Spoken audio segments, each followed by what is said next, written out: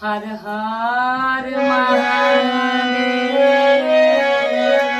मैया भवानी की जय, कार्तिक गणेश की जय। एक बार प्रेम से बोल दी शंकर भगवान की जय।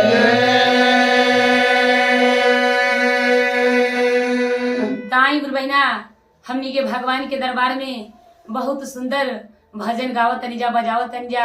हमनी के साथे साथे रौरू सब झूम जाए। आई कैसे कहेगा बा अमृत के बरसे बदरिया भोले बाबा दुआरिया। अमृत के बरसे बदरिया भोले बाबा दुआरिया। अमृत के बरसे बदरिया भोले बाबा दुआरिया।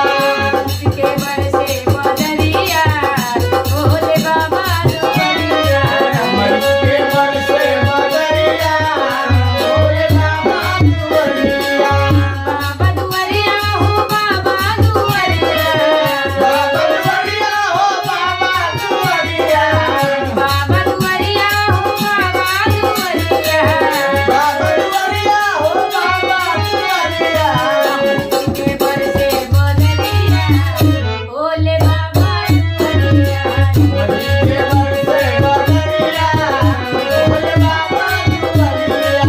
अमृत के बरसे बदरिया हो बाबा भोले बाबा दुआरिया। अमृत के बरसे बदरिया भोले बाबा दुआरिया। जय हो हर हर महादेव।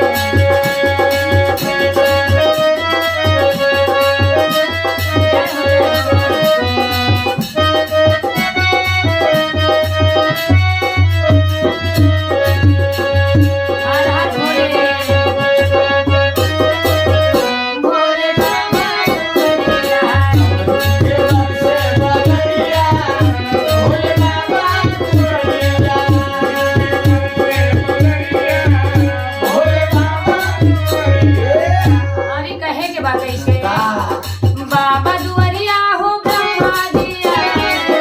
बाबा दुआरिया हो ब्रह्मा दिया। ब्रह्मा दिया हमें सरस्वती दिया। ब्रह्मा दिया हमें सरस्वती दिया। बाबा दुआरिया हो ब्रह्मा दिया। ब्रह्मा दिया हमें सरस्वती दिया।